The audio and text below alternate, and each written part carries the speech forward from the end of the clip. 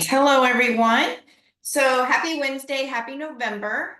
I'm going to be kind of doing double duty because Laura is out today. So I'm going to try to continue to admit as many as I can see while we're talking. So we are actually swapping the order of our presenters today because Marcy had another meeting that came up. So we are going to have Lynn.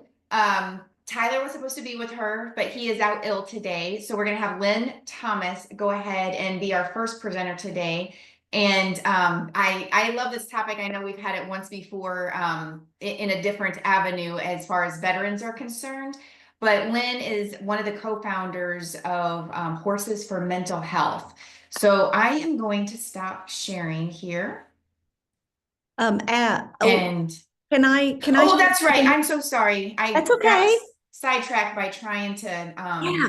do it all. So Lynn, if you will hold on for just a moment, Dr. Tara Haskins is going to go ahead and give us a little bit of an update on farm response. So I'm going to allow her to share just, it's going to be like 3 to 5 minutes. Yes, maybe not even 5.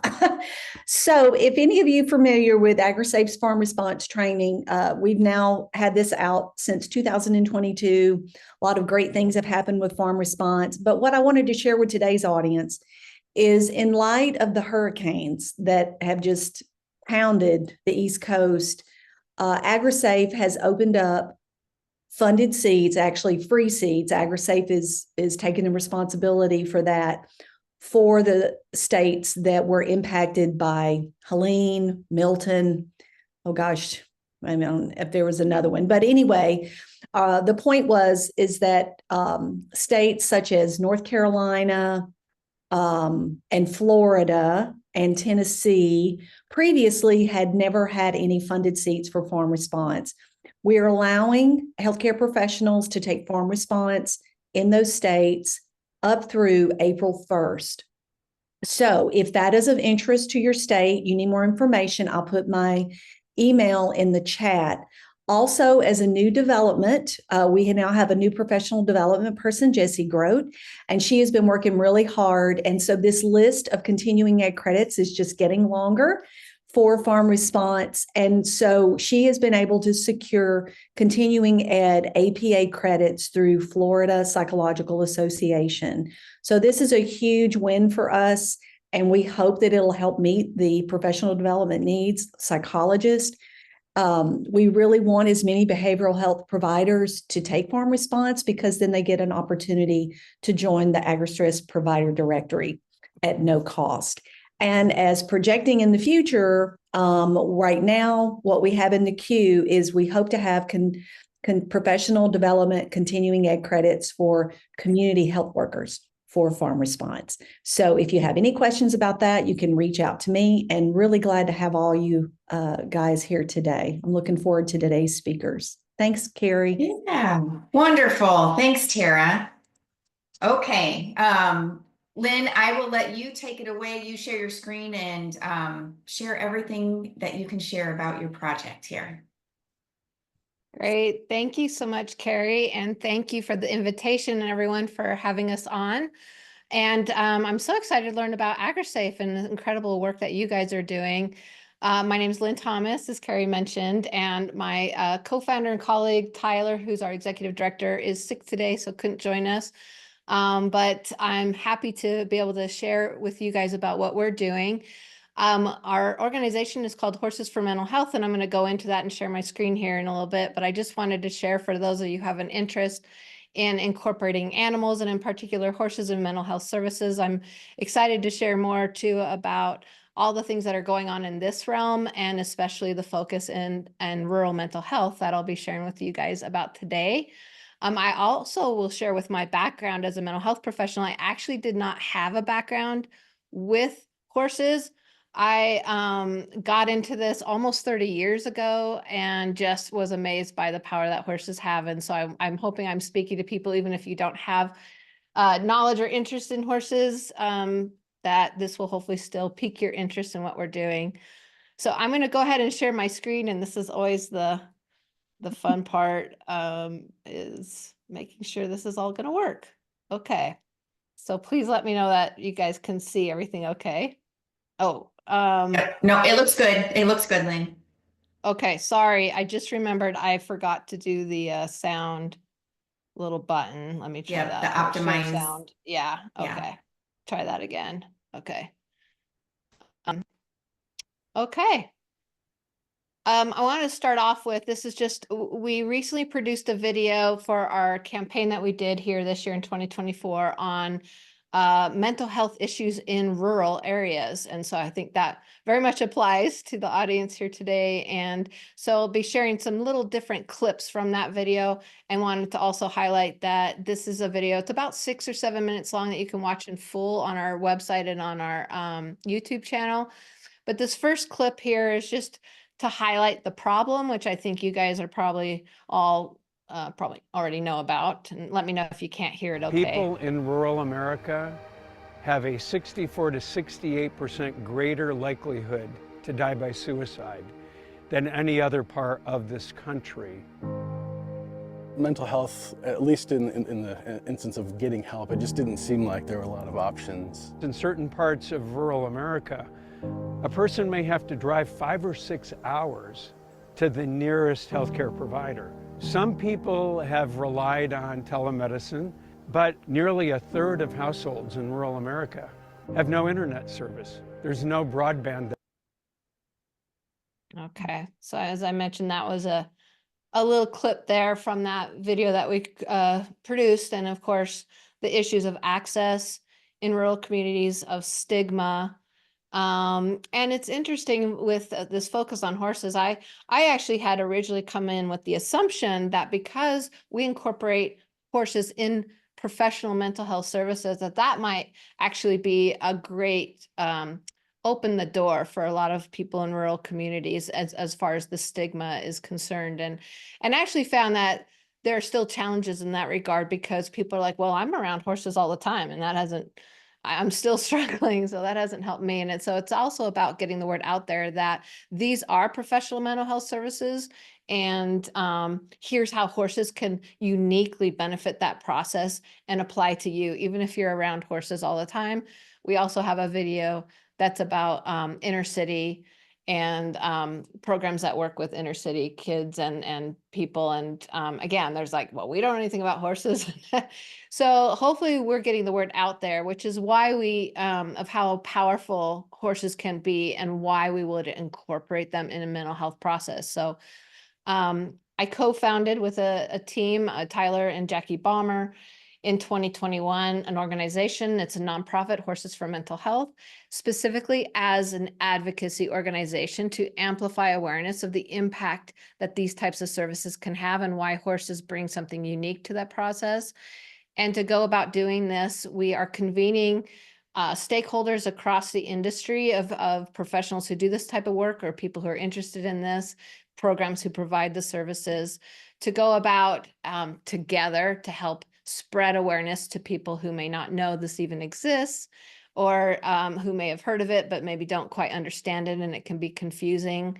We also do things like we're collecting data and serving as a resource for the evidence base of this type of work, for helping to fund and amplify, uplift programs who provide these services and give them the resources they need in order to offer this type of work.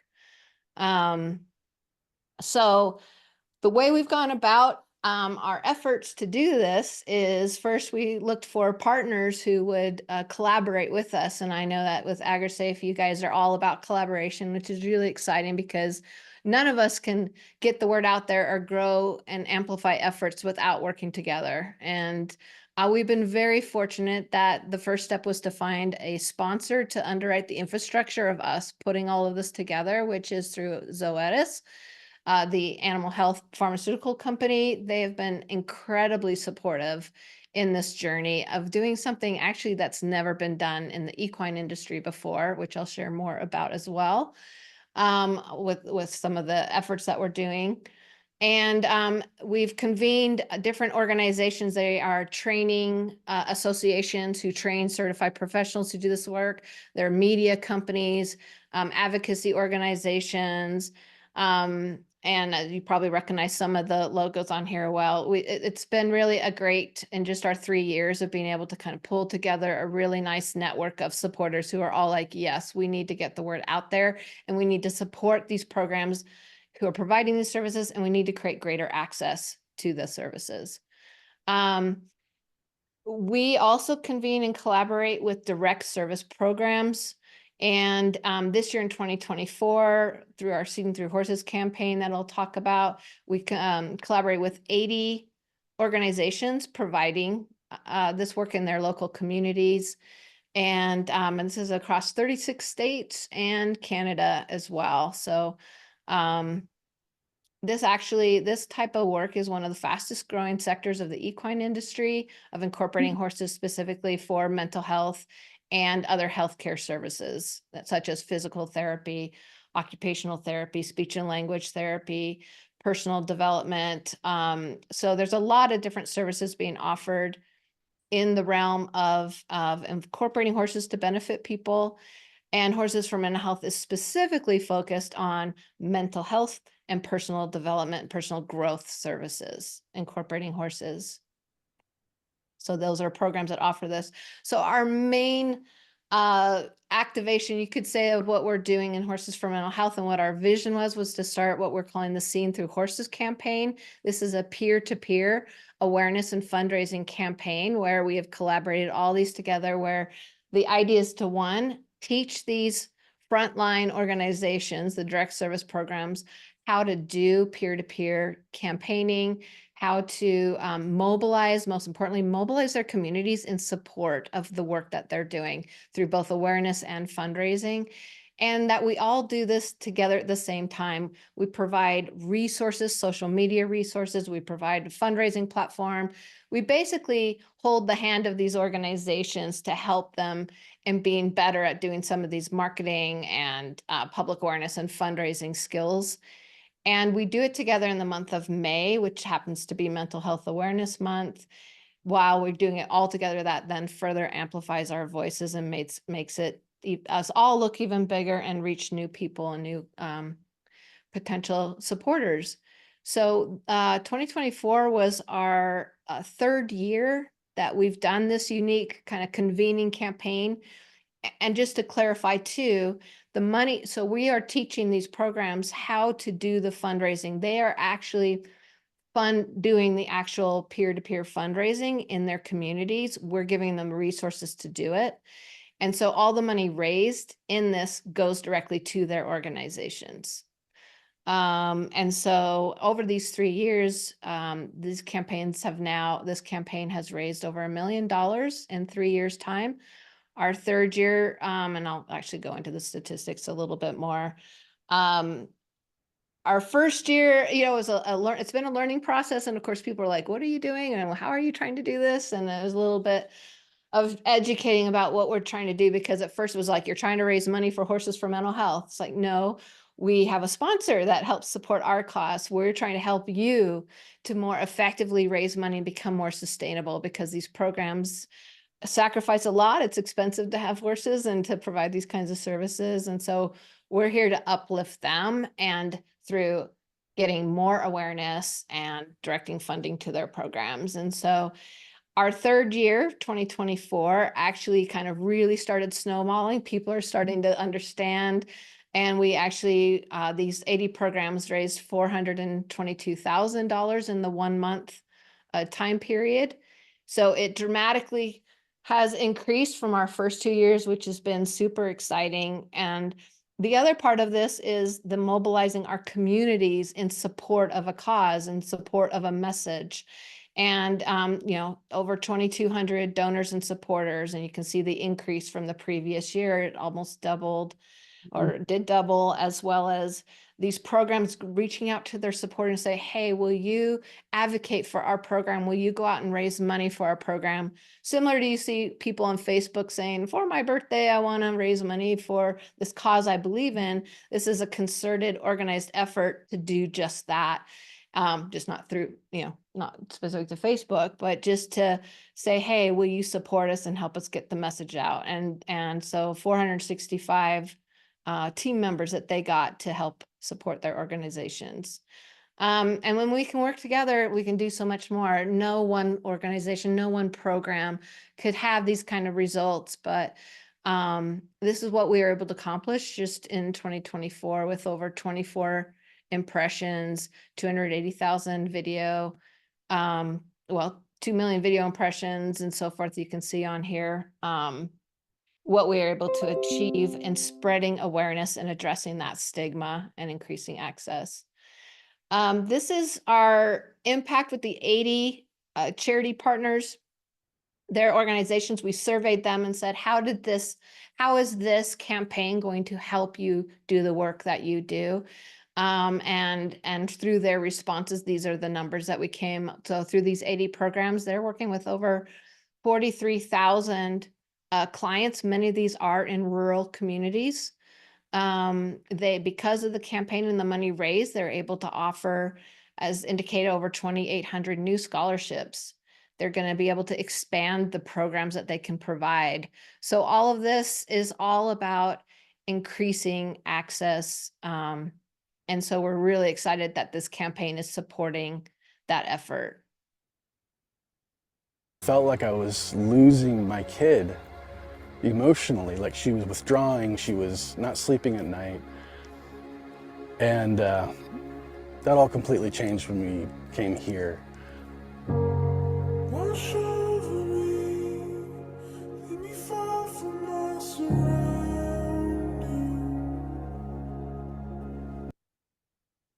Sorry, I thought it'd give me a little like time before it just starts, but that was just a little clip from that rural mental health video to show, again, the impact that these programs are making. People who maybe try other types of services, traditional talk therapy, in-office services, may not always be a fit, or they may need something to enhance that. And this was just another clip showing how it is making an impact. As another part of the effort that we do on our end in Horses for Mental Health is to get the national attention to support that Seen Through Horses campaign. And that includes finding celebrities and influencers who will be spokespeople, who post on their social media and talk about and bring awareness of why they feel horses can be such a powerful impact for mental health and mental health services. And reach out to their audiences. And as you see, this year in 2024, again, we were able to get the most number of celebrities and influencers on board to support the cause, which was really exciting, including some names like Randy Travis and Tanya Tucker and other actors and people from lots of different diverse areas and professions and careers. And the neat thing about this is they have, as you might see here in the statistics, over 7 million followers in their audiences. So when they are posting and sharing a message, that's ideally getting to people who may not have ever even heard about this. And now someone that they follow, that they may look up to, is sharing, hey, we believe in this cause. And of course, that's been a really exciting part of the work that we're doing as well. Another part of what we're doing is we're showing you clips of the one video, rural mental health in rural areas, that we created. We are producing different videos to share stories of transformation. These include feature videos, as well as we've come up with, I think, a pretty good way of getting out a message of actual case stories that show how the horses bring something unique and really get a feel. And we're doing that through an animated video approach. They're just little 3-minute videos that we feel have actually been really effective in getting that message and those stories out. Again, you can watch all these on our horsesformentalhealth.org website or on our YouTube channel. But just to give an idea, so our mental health in rural communities video that we produced, thanks to the campaign and all the efforts to spread it, had over 200,000 views. So again, people who may never have been introduced to even the message of how mental health is such a problem in rural communities and how we can find solutions for that. And so, and we actually ended up, for our first time, decided to submit this one into some different film festivals, which I know it shows one here. It actually got approved or accepted in several different film festivals, again, with the intention and effort to how can we spread this to an audience that we normally don't reach. and start bringing some familiarity and understanding of the power of this type of work. So our videos that we've produced now have had, almost 1 million video views. So that's been really exciting, again, to see how this can spread when we work together. We've also done a lot of other media. We do press releases and other media. We teach our programs how to get in the media as well and more. So this was a fun one that we were, Eli Alger, one of our influencers, he's a country artist, and he was on RFD TV, and they actually had a really good audience for that. They had indicated, whoops. Power of horses is something that many people underestimate. At times it's hard to understand how therapeutic they can be and the healing power that these magnificent creatures bring to the world. At first it was like, this really works? And then seeing it happen, watching my daughter transform in front of my eyes just after a few weeks, and I was like, oh my gosh, this is happening. Like, I'm getting my daughter back. And yeah, and that was another clip from the video, of course, and just again, sharing how these programs that are incorporating horses are having an impact. People are seeing their mental health improve, both of their children, themselves, their families, and that's really what we're all about. So I think I'll go ahead and stop here and see if there are any questions or discussion. I haven't been able to look at the chat or anything like that, Carrie, so I'll just see what. Yeah. How much of this, because we have someone who's asking if you're going to be able to share the slides or the video, how much of that is already on your website?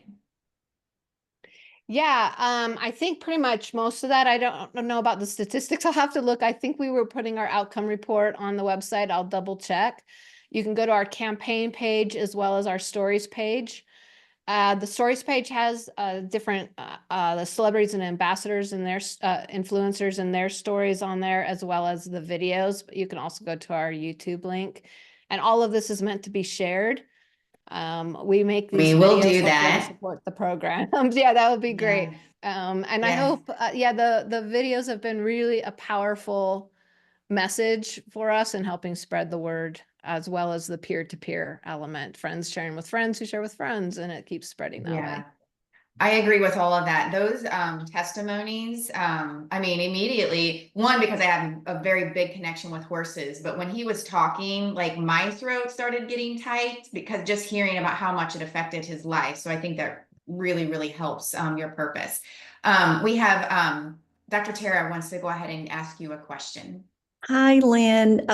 Thank you for sharing all that. I just want to share with you that back in grad school in 2007, my mentor took us out to a horse farm because her area of research was connectedness and horses in nursing. So glad to see this just progressing. I did, and what a cool thing that instead of saying, I'm going to therapy, I'm going to work with the horses. I mean, especially for kids. I mean, it's just that in and of itself is amazing for the stigma. And it also reframes, what therapy can be. Where would you find a listing of these equine therapists across the United States? Yeah, we are actually going to be getting up a page on our website to give different resources. Our premier our partners that we have that are different training organizations have directories and stuff on their end that are professionals who are certified. They've been trained. So that's been an important part of our message too, that people seek out professional services. And so feel free. Right now we have our charity partners and stuff. We'll get up this page in this next couple of months. Actually, we're planning with a directory of different services, but our premier partners that are, Arenas for Change, Path International, Natural Lifemanship. There's several different training organizations who have their directories of people who are actually certified. And that's what our page is going to do, is kind of say, okay, here's where you can find some trained certified professionals who are doing this in your area. Of course, you can Google it as well. And I always recommend looking up equine assisted or mental health therapy, any of those kind of terms that can bring that up in your Google search. Her hand up. She would like to unmute and ask a question. Hi, Lynn.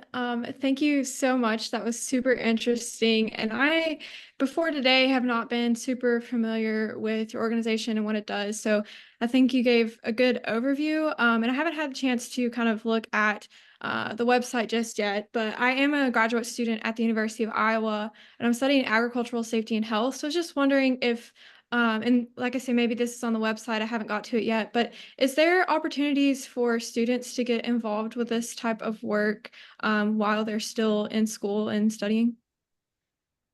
Yeah, I mean, there are some university programs out there that have some direct programs on this sector and topic. And there are all these, like I said, these training organizations that students can get involved with while you're still a student.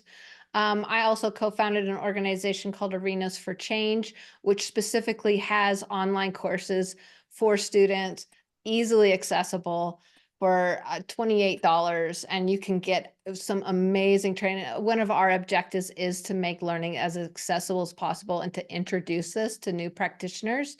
And so just know there's some different opportunities. Feel free to email us as well until we can have something a little more specific to the university setting on the Horses for Mental Health website. We don't have that yet.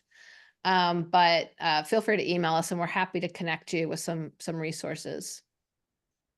Great, thank you. So they would need to go to each project and ask if they can intern or something like that. Is that what you're saying? That is how it is right now. So yeah, Okay. this is kind of one, but they all the different training organizations that are out there right now offer some kind of different angles and perspectives. They all have some great things to learn. And so it's just a matter of, as a student, you can say, oh, that looks interesting to me. Some are more accessible than others. Some it's pretty pricey to go to and get trained. And that's why there are also now some that are providing some really great resources that would fit more for a student's budget. Yeah. Then I have Miranda in the chat says, I completed my equine facilitated psychotherapy certification with the Herd Institute this year. I live in a small rural community and I'd love to find out how to fundraise and help more individuals. How can I learn more? Yeah, definitely go to our website, horsesformentalhealth.org, and get on our email list. We put out an application to become a charity partner. So if you have a nonprofit, if you don't have a nonprofit and you are a for-profit, we actually have ways to get a fiscal sponsors to help with fundraising as well, because everybody struggles in this realm. Like I said, horses are expensive. And so yeah, just get on our mailing list. Our application to be involved in the next campaign in May 2025 are going to be open here in December and will go in through January. And you're welcome to look at what those are to apply to be a direct part of our campaign. And even if you aren't a direct part where you're participating as a formal charity partner, all of our resources are available for anybody to use. All of our videos to help, again, message this to your community, get the word out there. But we definitely have a lot of different resources. We also have on our website under Learn More, you can go, there's a lot of nice messaging that you can use there about how this works and what this is about, as well as a summary of evidence-based published research that you can download that might also support how you're getting support from either grants. I've used this summary. In fact, we're about to update it, and it just added it had like 47, and now there's going to be like 80 different published articles specific to mental health, personal growth, incorporating horses that are published in peer-reviewed journals. I've used that summary myself to help with writing grants and to give that further support. Lynn, Jane says, horses are amazing for what they do for humans and each other. You have a wonderful partner list, but I didn't notice any breed association partners. Did they choose not to be a sponsor, or have you not thought about going to them specifically? Yeah, be that's a great sponsors? question. We actually have been in some discussions now with AQHA and APHA, the Quarter Horse and the Paint Horse Association. So I think our hope is that it keeps growing and expanding. And we were really excited to, of course, be partnered with the American Horse Council. And then this year, collaborating with US Equestrian, which was a really exciting, I guess, connection for us, being again a newer organization. And so US Equestrian has been really supportive and spreading the word out to their network. And we have other ideas that we're wanting to do with them. And again, we hope that continues to expand the collaboration amongst the equine industry as a whole, because this part in particular, specifically mental health services incorporating horses, is bringing in new people that have never had exposure to horses. The diversity and inclusion element, which is another focus for us, and as well, I know in the equine industry, it is bringing in people into that door to have access and exposure to horses that end up many times, not all the time, but sometimes ending up getting interested in having more of a career incorporating horses. So I think this is a great niche area for both the equine industry, for people, and for all the horses, because a lot of the programs who incorporate horses specifically for mental health do work on the ground. It's not even about riding the horse. It's about the relationship and the healing that comes through that relationship. And so it's created a niche for horses that can't be utilized in other areas to have a space and a role. And so I think this work is benefiting everybody. Jean has a question. Do you have connections with the vet med colleges? So I'm glad you mentioned that, because we are currently in production of a new video on veterinarian mental health. And we're excited about this. We are, the plan is for it to be released in December. And of course, will be part of our next year's campaign as well. And that has just been introducing us to some vet med colleges and more of the veterinarian career realm. So I think this will be another one that would be great for rural mental health messaging as well. So yeah, we are starting. And if you have a connection to either an organization or a college or anybody that you think would be really helpful and interested in this cause, or a business, please, we'd love to connect with them. So thank you. Wonderful. Lynn, there's another comment in the chat that I'm gonna let you comment on, just so that we can stay on time. But I put the website in the chat, but would you put your contact information in there? It will go out in a separate email, but if people want it like right now because it's on their mind, I'll let you go ahead and put that in the chat. Yeah, thank you for sharing the website too, Carrie. And that's our general information email, but that gets Okay. to anybody, and that will get to me as well if you want to Okay. direct to me. That's perfect. Yeah, so thanks. All right, I think they loved it. We are going to move to our second speaker today, which is Miss Marcy Harrington. Marcy is going to speak to us about something very specific. So she's going to talk to us about abusive supervision in the Latino immigrant forestry services, specifically in the Pacific Northwest. So Miss Marcy, I will let you go ahead. If you have a presentation, you can go ahead and start to share. All right, thank you. All right, can everyone hear me? Yeah, you sound great. Okay, I'm at home, so the sound is a little off here, and my dog might bark, hopefully not. I'm going to put in the chat a link to our project website. This was a NIOSH funded research project. It was a community-based research project, and it was just a really powerful experience, involved a lot of partners. I was presenting this at ISASH, and Tara asked me if this would be something that I could bring to you all. So this is actually the first time I've been part of this network meeting, although I know about it. And so I'm not a mental health professional, but I do work in occupational safety. So yeah, I'm going to share my screen.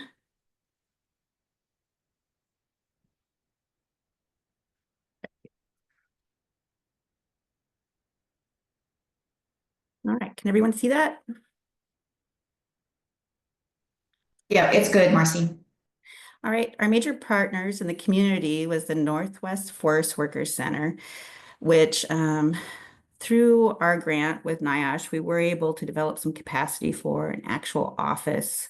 Things have changed subsequently. I think one of the reasons feels so important, our whole partnership does, and sharing the word about this workforce and some of the special issues that they experience is that there isn't the capacity any longer for the Northwest Forest Workers Center. They are continuing at a minor level, but just as when I talk about the program, I think we can all appreciate how sometimes we're able to bring resources and make something happen in research, and you hope that it's sustainable, but it's a real struggle for sure. And then Berkeley, I'm based at the University of Washington, but another key partner was the Berkeley Labor and Occupational Health Program. So we're one of the NIOSH funded agricultural centers. We're here in the Northwest. Our region is Federal Region 10, so Washington, Oregon, Idaho, and Alaska.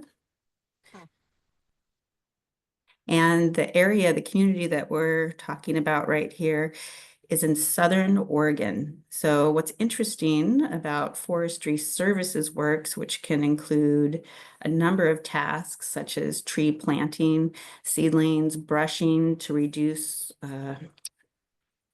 forest fire fuels. So that's where we're seeing a real explosion in this work, is really to reduce wildfire risks in the West. I think any of you that are living in areas of the US where you do have forests, you're going to have similar workforces, maybe not exactly like the community I'm talking about or the migrant workforce, but I think it's something we need to all be aware of because it is hidden. And the work is fairly dangerous. It involves chainsaws, felling trees, and the very high pressure. We'll talk a little bit more about some of those safety risks. I can't really tell the story of this workforce without reflecting on how this news article was so well done. I would recommend anyone that works in like public health campaigns, or really, how do you make change or draw awareness? The power of journalism is amazing. The Sacramento Bee and Tom Knutson, who's a Pulitzer Prize winning journalist, not necessarily for this article. There's still a website today. This was a while ago. I know people in the Northwest, this was based in the Northwest, who helped inform this journalism. And I think it did draw attention at the time and mobilized a lot of people to come forward, either at a state like regulatory level or researchers. And the work still needs to be done in terms of serving this population and drawing awareness, which is why I'm talking to you today. I think there's a real mental health angle here. And I really am interested in your guys' feedback and ideas on what might work in the future. Another thing about forestry services work, there has been a shift over the last decade with guest worker programs. I don't know, you may be familiar with the H-2A for agriculture. Other kind of labor type of guest worker programs are the H-2B, which includes all sorts of work tasks, could be in fishing. Our center also works in fishing. In this case, so we're looking here at Department of Labor data. This is accessible to any of you to really understand what might be going on in your region. We were focusing, this is our own charting that we did with the data. They don't have like a data dashboard. And we are looking at our Northwest region for farming, fishing, and forestry. In particular, this graph shows forestry, and what you see here with this blue line is Oregon. Now, from our stakeholder relationships, we know that this is the case, and we know some of the drivers behind it. The forestry industry has really bought in particular, that the solution to this very pressing need to do fuel thinning in the woods and tree planting and also working in some of the nurseries with tree seedlings, is to bring in a guest worker. The H-2B and H-2A program have gone on through some revisions recently. I think that they're They improved on the program, and that's driving the explosion of growth. So these are total certified workers. So the data that you get through the DOL is when an employer or an agent on behalf of an employer applies for workers. We don't know that all of these workers came in. We don't know necessarily what happened once they came, but it is a legal pathway to come in and bring temporary work. These are largely from Mexico for forestry, although there can be people from all sorts of countries. So this is in general what we're seeing in forestry, and kind of going into the project. We had some preliminary surveys in the community, and so this is kind of the concept we were going in with, knowing that these were issues.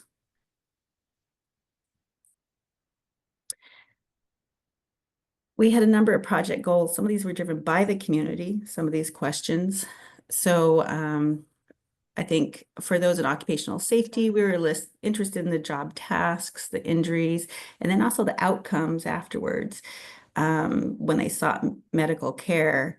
Within the community, they were very much, and there is a resident community in the Medford, Southern Oregon region, as well as the immigrant, some of them undocumented.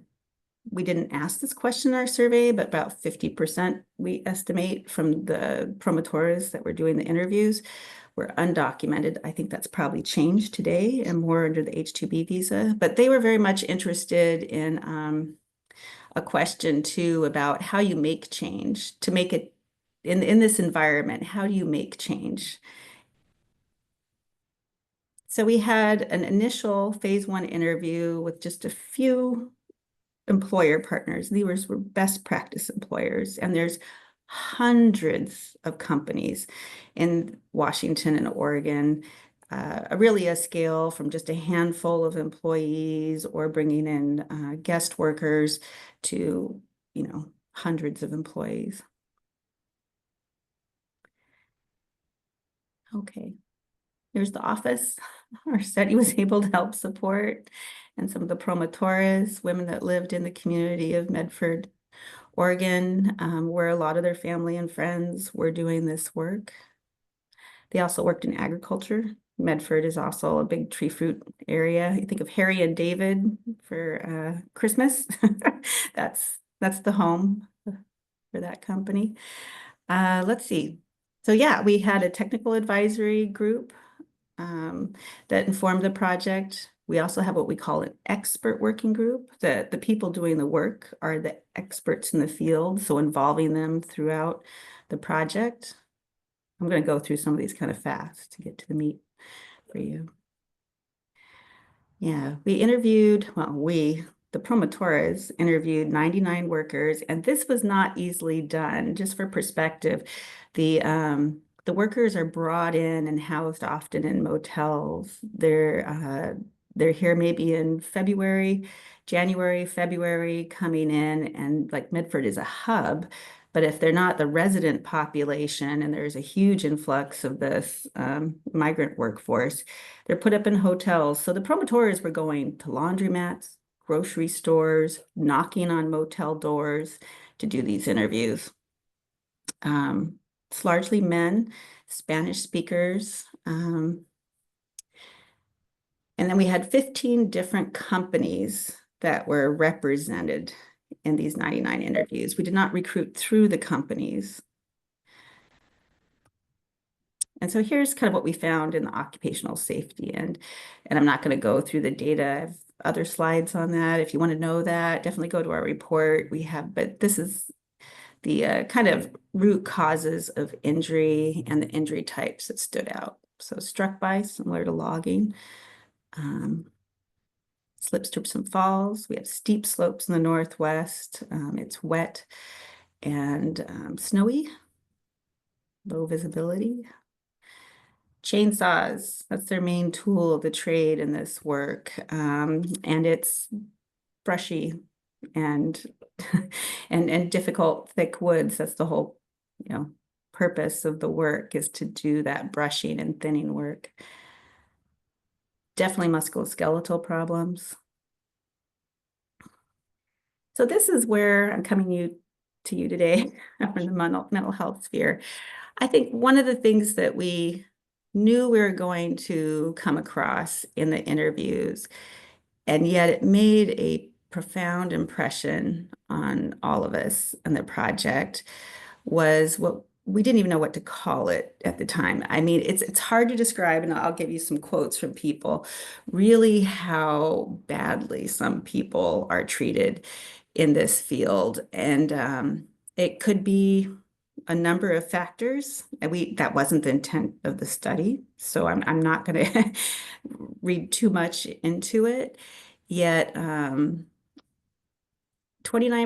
of the interviews describe things that we would, I think most of us in this forum, consider abusive. In addition, there's some typical safety issues in any high hazard work, which is also stressful. And then a lot of them are migrants.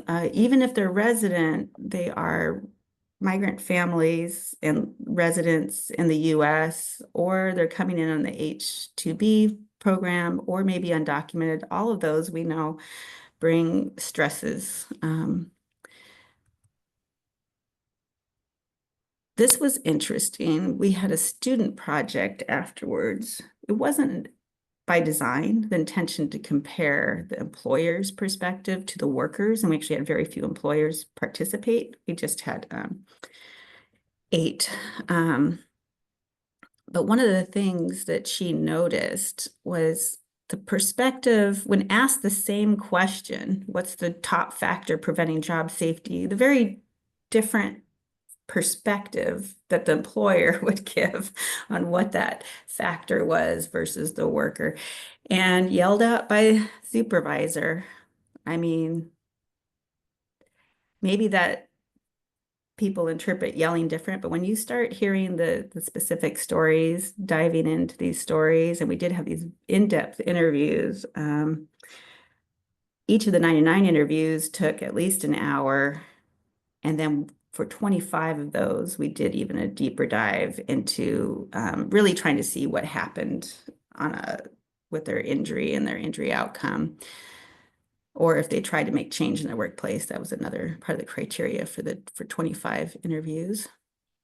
So here's a quote. "I was afraid to say anything because sometimes if you say something, they fire you. Retaliation is very common. They do not have a lot of job security.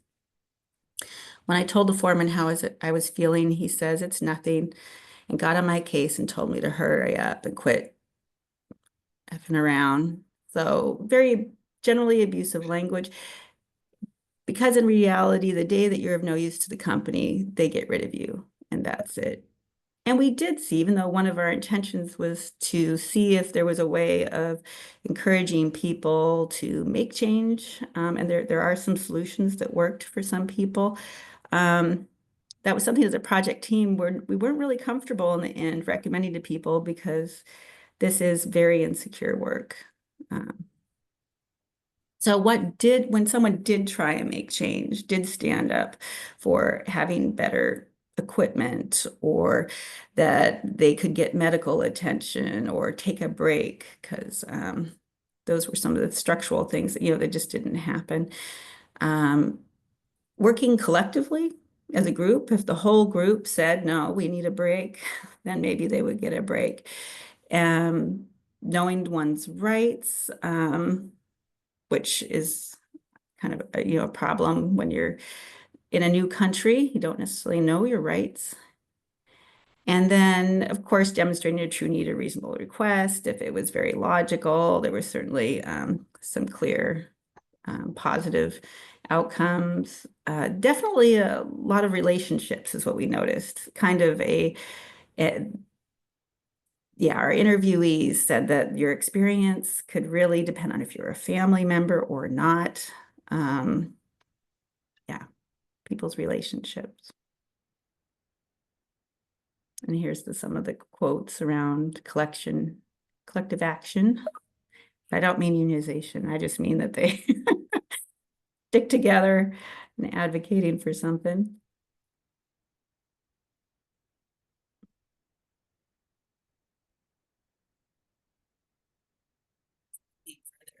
was definitely an area in safety that we identified. Often people work too close together when they're felling trees. Yeah, this type of language, the foreman just ignored us. He didn't care what we were doing. He doesn't care about us. That was just pervasive of this sense of not a respectful environment. And we heard other stories outside this because we were working with a nonprofit that was providing service locally. I have to say, I mean, as much as we were trying to stay true to our research, we heard other stories outside the research too. I mean, some of it, I'll share this just because I couldn't believe it, but you know, someone shooting a gun at their feet. Like, I wish that came out in the research study, but I believe the promotores and the storytelling that took place. This is pretty extreme at times. So we try to come up in our research world with terms that could make sense, but I'm not sure it really fully tells the story. So we looked at those outcomes of medical treatments as is system functional, that they actually received medical treatment, or system failures. And I think there were some interesting lessons there around healthcare that could also relate to mental health. One of them is really not having the supervisor do the translation. Often, if medical care was provided, you know, they wouldn't necessarily report it to workers' compensation. The supervisor would go in with the worker to the medical visit. And actually, this project was able to inform some laws in Oregon that where that's not allowed. So really having separate medical interpretation is very important.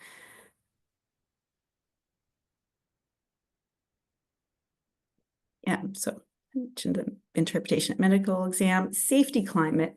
When we thought about abusive supervision, you know, we were trying to think, well, how can we frame this in terms of a solution? What's the path going forward? And I think safety climate is something that, you know, we're talking about in our field. Also, safety leadership, professionalization, then that is the direction that our project team wanted to go. We submitted some proposals, but I think it wasn't really traditional safety. It didn't fit with some of our funding opportunities.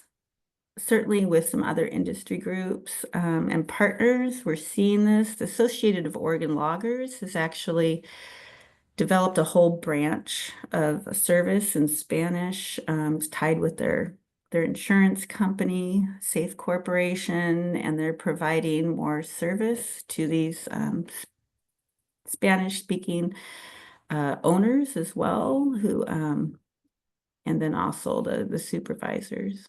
This is our paper, kind of our main paper. But I would also recommend that you look at our reports. We did develop some training materials. It was largely a research project, but you can find these. Now, the Reality Tales video was funded by a spinoff project, and I would like to just share with you. So if you go to the website and put in the link, you can then click on this, the Reality Tales videos. These were personal narrative stories that were developed by some of our workers themselves. They gave us permission to share these, and we developed some promotorial training tools around it. Again, none of these are specifically mental health, but look at these, you know, these titles are like so much the migrant worker experience. I don't think that us as occupational safety professionals would have crafted a video or a story like this. I think that's the power of it, that these are actually their own story and voices and what they wanted to talk about. American dreams, sadness, loneliness, and hope, broken dreams, searching for a better future, and then the life of the forestry worker. And this one is a little bit more specific. So I guess I'd like to stop now because it's 8:55 and we're going to have to wrap up. I do have some more links and things. I'll share my PowerPoint. But does anyone have any ideas or Yeah. experiences? Andy actually has her hand raised, so we're gonna let her unmute and go ahead and ask her question. So, I was working as a tree planter back in the 80s and 90s, and I remember seeing some of the first Hispanic crews come into the woods. And I remember it very clearly because we were working mostly for the state of Washington or the feds. And the Latino people who bid on the same contracts we did, literally did not pay their crew. It was awful. And I remember them calling the immigration services like the day they were supposed to pay them and rounding these poor people up. It was terrible. So one of the things that became clear is that if you allow a contract to go to the lowest bidder, you need to investigate whether or not they're paying their people, which is what the state and the Department of Forestry and yeah, the feds did. So anyway, it was an interesting experience and kind of horrifying. Yeah, thanks for sharing that. Yeah, there is some attention looking at the contracts. I think one of the challenges just that this work is so remote.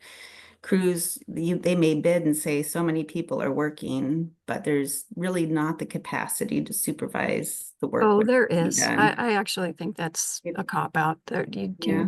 if you can drive out and deliver the trees to plant, you can drive out and check.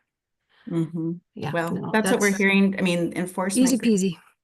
and contract groups, they recognize the problem, but they're saying, definitely we have people on our team that are working with the Forest Service and with the Oregon Department of Forestry and Washington DNR. They want to follow up on it, but I think it's really challenging versus, let's say, farm workers. I think Don't you let have them to get be away with comparative. that. No, we don't want to do that. Yeah. Don't let them tell you it's hard to check. It's not. They have to be out Marcy, there we to have a, inspect. oh, I'm sorry. Marcy, we have a question in the chat. The abusive language that you were talking about, do you know if that language was also perpetrated by the Spanish-speaking owners? Yeah. Or- Both. It And like I was. said, we weren't looking at that. We weren't looking at cultural factors. I would say we did look at certain capacity, scope and scale of an organization, how many employees they had. And a larger company that's more established, more familiar with our rules, certainly had better practices, for sure. It's those smaller operations that are functioning on the margin. That it might be the worst offenders, but we didn't have worse, those types of companies wouldn't participate with our project. And that's why we had to just go to the workers. So. When you have such a labor-intensive career as this one, like trying to get those leadership roles filled with quality people who do care about mental health and safety is probably going to be difficult. And unless you just make the standard saying you've got to go through these certifications, and they get checked on every once in a while. So I mean, how are they even being held accountable and being in that position? I think the only way is really to offer a carrot. And in this case, it's professionalization. The owners, the supervisors, they haven't had an opportunity to really be brought into this field properly. So I think that's what we're seeing is offer them training opportunities and insert within that leadership skills and supervisory skills. Tara wanted to ask, these videos that you have up here, how are they being used right now?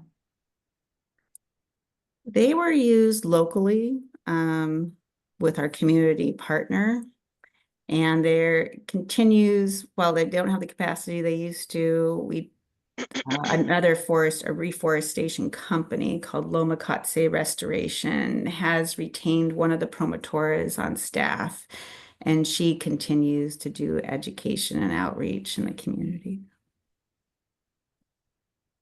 But I welcome anyone to use them to tell a story that I think as long as we have permission through Panache, as long as you use our website, I can't really put them just out on YouTube necessarily. Okay, but these videos right here that you have up, they're available to the public, like we could share? They are. They are. Okay, awesome. Do you want to copy that real quick and put that in our chat? Sure. Think. I was gonna try to manually type it in, but that would be easier. Well, So I Jane has a encourage anyone- comment in the chat. She Mhm. says, I don't like any worker being subjected to abuse and unsafe conditions, but seeing evidence on the logging and precious metal industries on reality TV proves that this is very much a reality for our employees. It's portrayed as the Wild West, and it's good to learn of your work and advocacy for employees in this industry. Yeah, thank you. Yeah, it's a example that could be transferable to some other industries for sure. But yeah, I think we, as service We are. providers, I hope that everyone is thinking about, yeah, these other workforces as well. I work in farm Yeah. work for a long time, so for me, I think there was a comparison of the farm worker experience, which can also have some tremendous stresses. And then meeting this workforce and understanding more about it, it made quite an impression. I think we're finally scratching the surface of mental health in agriculture. And now that we're scratching, we realize really how deep this goes. Like there's going to be a lot of digging on our part to bring everything to the surface and start keeping people accountable and getting them to understand that, hey, coming forward is not weak.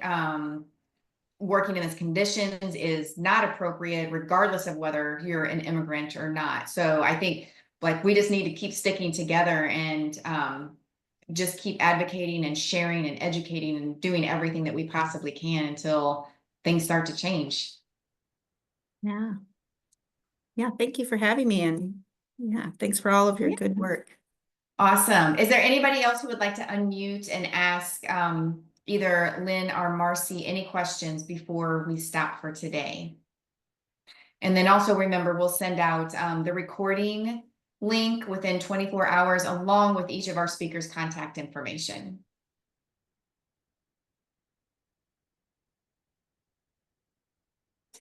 All right, I thank you again for coming to our November meeting. We do have one speaker scheduled for December. My second speaker had to reschedule for February, so I will be looking for someone to fill that spot. As always, you guys, if you would like to present or if you know of another organization, send them my way. And then anyone on here who has projects or organizations within the mental health field, we can always share that to our AgriStress page on Facebook. You can post yourself or you can just send it to me and I will post. But I do try to go through and sign up for newsletters as much as possible so that I can just always get that to my inbox. But I welcome anybody who has someone that thinks that they would be a really good fit for our group. So, all right, guys, you guys have a wonderful Thanksgiving and we will see you first week in December.